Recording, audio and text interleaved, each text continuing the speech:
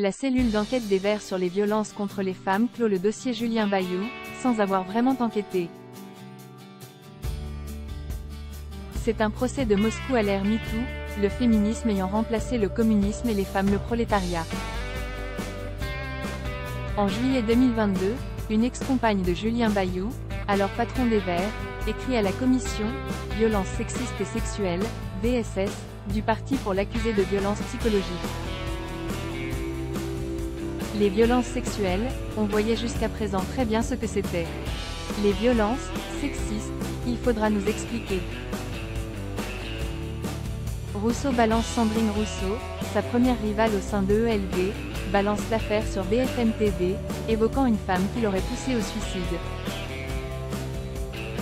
Les déclarations de la députée de Paris déclenchent alors une tempête médiatique et une pluie de témoignages de femmes sur le mode « il m'a fait ci »,« il m'a dit ça », ou encore « Bayou est un monstre poussant les femmes à la folie ». Avec certaines, ça n'a pas dû être bien difficile.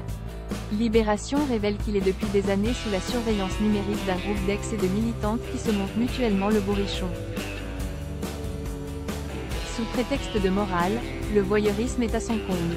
En septembre, Bayou jette l'éponge et renonce à ses postes de secrétaire national et de coprésident de groupe à l'Assemblée nationale. En 6 mois, cette fameuse commission VSS n'a pas été fichue d'auditionner la femme qui a lancé le scandale, elle a donc clos hier le dossier sans se prononcer.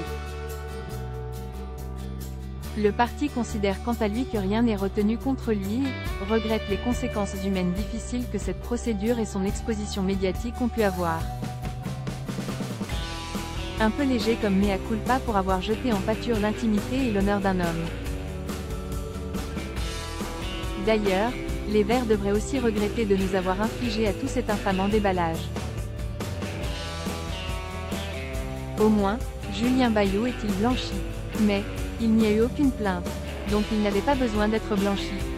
Et puis, il n'est pas sûr que la meute se contente de ce classement sans suite. Des ragots répétés en boucle sont devenus un scandale politique. Et, bien sûr, on n'en tirera aucune conséquence. La prochaine fois qu'une femme accusera un homme public, on assistera sans la moindre précaution au même lynchage et au même journalisme de caniveau. Quant à la commission VSS, ce nouveau tribunal révolutionnaire, elle devrait s'autodissoudre immédiatement.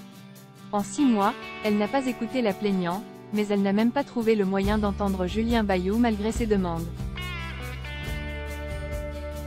Même le tribunal de l'Inquisition permettait aux accusés de s'exprimer. Dans le merveilleux monde de MeToo, l'homme est coupable par définition, même plus besoin de procès. Cette affaire Bayou est bien la preuve que ce nouveau féminisme est un totalitarisme. Et que le combattre est un devoir.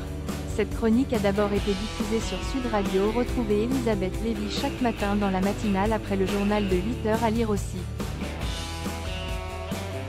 Du même auteur Oxfam, EELV, LFI, offrons-leur une retraite anticipée. Abonnez, ça va mal à l'extrême gauche, stop au feu, mais pas aux femmes.